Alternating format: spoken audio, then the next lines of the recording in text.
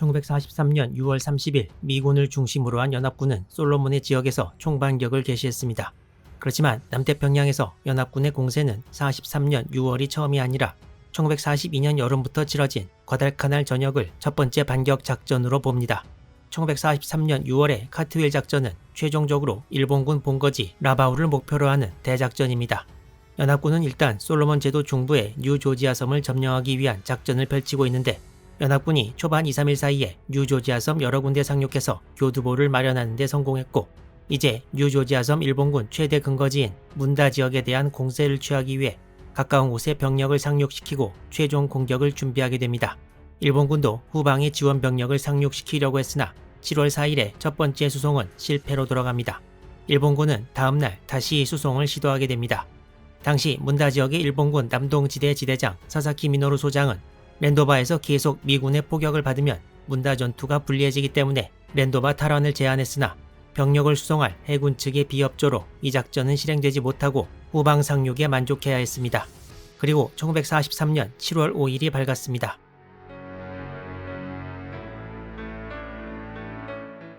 뉴조지아 섬에 상륙시키려는 일본군은 부겐빌에서 출발했는데 7월 4일 밤과 5일 새벽에 걸친 수송에서 실패한 것뿐만 아니라 미군이 뉴조지아 일본군 후방에 상륙한 것까지 알게 되었습니다.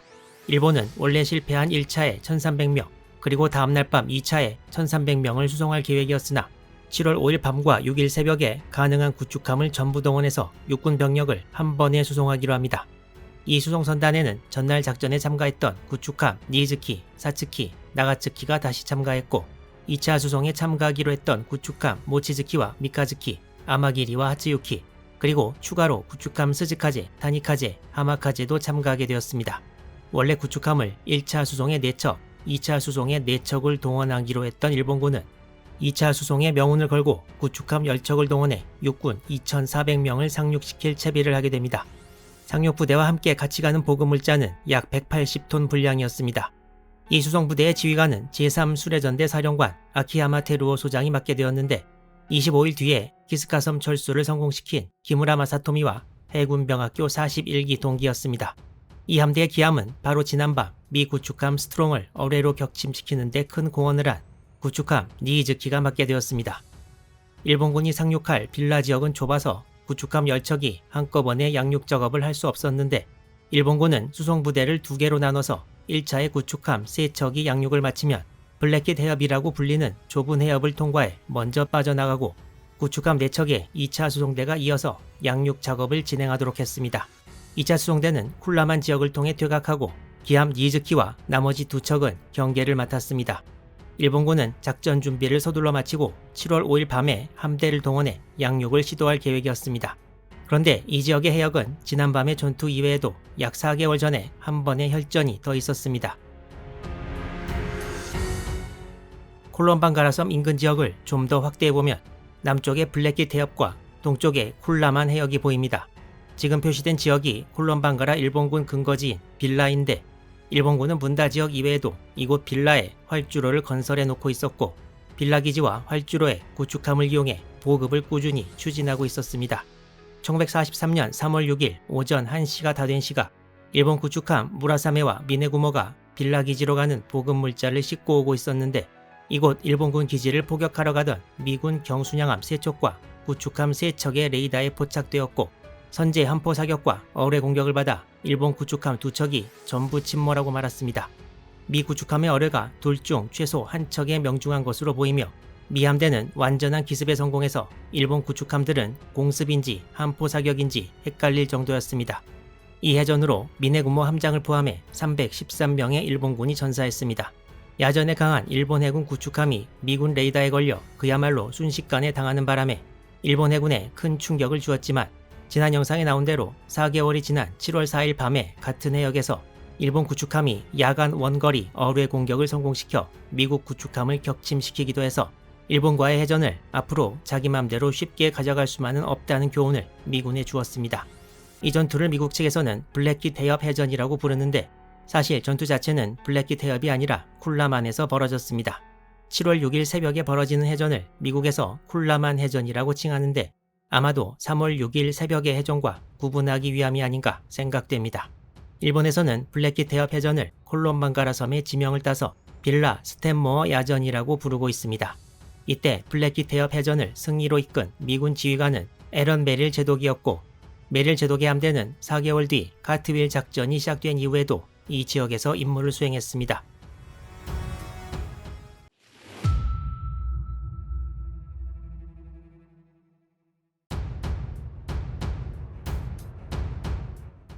미군이 2차 대전 때 많이 사용한 록히드 P-38 라이트닝 전투기는 여러 모델이 있는데, 지금 보시는 모델은 1943년 4월 18일 야마모토 이소로쿠 연합함대 사령장관이 탑승한 일식 60을 격추시킨 P-38G형 모습입니다. 이 모델에서 파생된 F-5A 라이트닝이라는 정찰기 모델도 있었는데 180기가 생산되어 전쟁 중에 사용되었습니다. 1943년 7월 5일 아침 F-5A 정찰기 2기가 부겐빌섬 남단 부인상공을 정찰하고 있었는데, 구름 사이를 뚫고 항구에 18척의 일본군 함정이 모여있는 것을 발견했습니다. 그리고 그중 절반 정도가 구축함임도 확인되었습니다.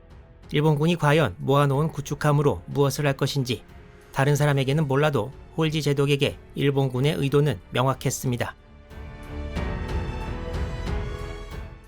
홀지 제독은 과연 일본군 병력이 어디 상륙할지 고민하기 시작했습니다. 홀지 제독은 모든 가능성에 전부 대비하기로 마음먹고 과다카날로 돌아가고 있던 메릴 제독의 함대에 다시 뉴조지아로 돌아가 랜도바 섬 서쪽에 자리 잡고 일본군이 랜도바에 상륙한다면 이를 막도록 했습니다. 그리고 전날 상륙 작전을 마친 에인스워스 제독의 함대가 역시 후방으로 가고 있었는데, 이 함대에도 다시 쿨라만 지역으로 돌아가 있을지 모를 일본군의 상륙을 막도록 했습니다. 에인스워스 제독이 이 명령을 받은 것은 7월 5일 오후 3시였습니다. 미군 함대는 침몰한 구축함 스트롱과 손상을 입은 쉐벌리어 대신에 취역한 지 1년 남짓된 구축함 레드포드와 젠킨스를 새로 투입했습니다. 이외에 전날 작전에 참가했던 브루클린급 경순양함 호놀룰루, 헬레나, 세인트루이스, 그리고 구축함 니콜라스, 오베넌까지 에인스워스 제독의 함대는 총 7척이었습니다. 미 함대는 서둘러 쿨라만으로 향했습니다. 아키야마 제독의 일본 함대는 7월 5일 해가 지고 나서 부인을 출발해 뉴조지아로 다가왔고, 에인스워스 제독의 함대도 뉴조지아를 향해 전속력으로 항진했습니다. 두 함대 간의 거리는 계속 가까워졌습니다. 일본 함대는 자정쯤 콜롬방가라 북쪽 약 40km 지점에 도달했고, 여기서 제1수송대 구축함 3척을 분리시켜 쿨라만으로 향하게 했습니다. 일본 기함 니즈키는 자체적으로 레이더를 달고 있었는데, 일본 함대가 콜롬방가라 쪽으로 더 다가왔을 무렵인 7월 6일 오전 1시 5분경 니즈키가 좌현 쪽에서 적 수상 함정을 탐지했고, 경계를 맡은 니즈키, 스즈카제, 타니카제가 전투 배치에 들어가게 됩니다. 일본 함대는 오전 1시 36분에는 쿨라만에 진입해 있었고, 이때는 이미 미 함대를 상대하기 위해 북상하고 있던 중이었습니다. 같은 시각 콜롬방가라 북동쪽에 있던 미 함대가 레이더로 일본 함대를 탐지합니다. 1시 43분 일본 함대는 구축함 4척으로 구성된 제2수송대를 분리시켜 남쪽으로 향하게 했습니다. 일본 함대는 병력들을 상륙시키기 위해, 미 함대는 상륙을 막기 위해 서로 빨리 달려왔지만 일본 함대가 조금 더 빨리 쿨라만에 진입 성공한 셈입니다. 에인스워스 제독은 나름대로 일본 함대를 상대할 작전을 세웠는데, 일본보다 우수한 레이더로 미군이 먼저 일본 함대를 탐지한다는 전제하에 일본 어뢰 사정거리 밖이라고 생각되는 약 10여 킬로미터 거리에서 경순양함의 6인치포로 일본 함대를 공격하고 구축함들이 마무리를 짓는다는 것이었습니다. 하지만 이날도 먼저 일본 함대가 미 함대를 탐지했고, 일본 어뢰의 사정거리도 에인스워스 제독이 생각했던 것보다 훨씬 더 길어서 미 함대는 전투 시작 전 세운 작전 계획에서부터 큰 결점을 안고 시작하게 되었습니다.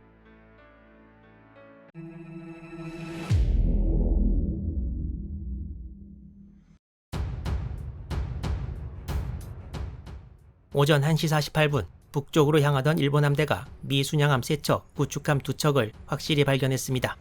미 함대는 이때 일본 함대의 북동쪽에 위치해 있었고 북서쪽을 향해 항진하고 있었습니다. 1시 52분 아키야마 제독은 미 함대를 구축함 3척으로 당해낼 수 없다고 판단하고 2차 수송대였던 구축함 4척의 상륙작전을 포기하고 호위 구축함 3척과 합류할 것을 명령합니다. 미 함대는 전날과 똑같이 선두에 구축함 2척, 가운데 경순양함 3척, 후미에 구축함 2척을 둡니다. 이때 미 함대는 선두에 일본 구축함 3척과 따라오는 4척을 레이더로 동시에 탐지했는데 에인스워스 제독은 먼저 선두 구축함 3척을 공격하고 선회 후 다른 함들을 공격하기로 합니다. 오전 1시 57분 미 함대가 먼저 일본 함대에 함포 사격을 시작했습니다. 일본 함대의 선두에 섰던 구축함 3척은 맨 앞부터 니이즈키, 스즈카제, 타니카제 순이었는데 대부분의 포화가 니이즈키에 집중되었습니다.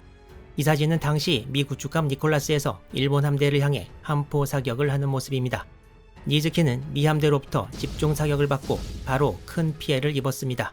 니이즈키의 조타 기능이 손상을 입었고 함에 큰 화재가 발생했습니다.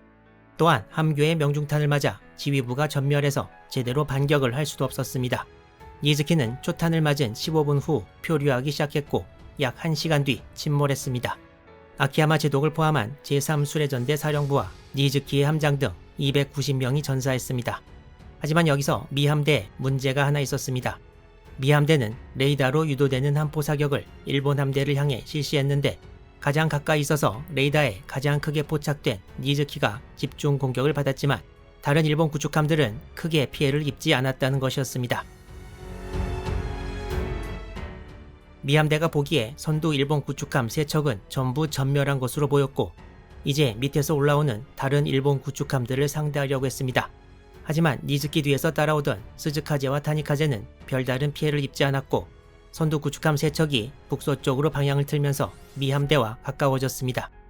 그런데 여기서 하나 문제가 생기는데 위사진 왼쪽이 경순양함 헬레나가 일본 함대를 향해 사격을 하고 있는 모습입니다. 헬레나는 미군이 뉴조지아에 상륙하던 하루 전 실시했던 함포 사격과 이날의 함포 사격으로 무염 화약을 전부 소진하는 바람에 전투 시작 후 얼마 되지 않아 기존 화약을 쓸 수밖에 없었고 이렇게 일본 구축함들의 자신의 위치를 노출시키고 말았습니다. 사진 설명으로 봐서는 다른 경순양함들도 같은 문제가 있었던 것으로 보입니다. 곧 일본 구축함들이 공격에 들어갔습니다.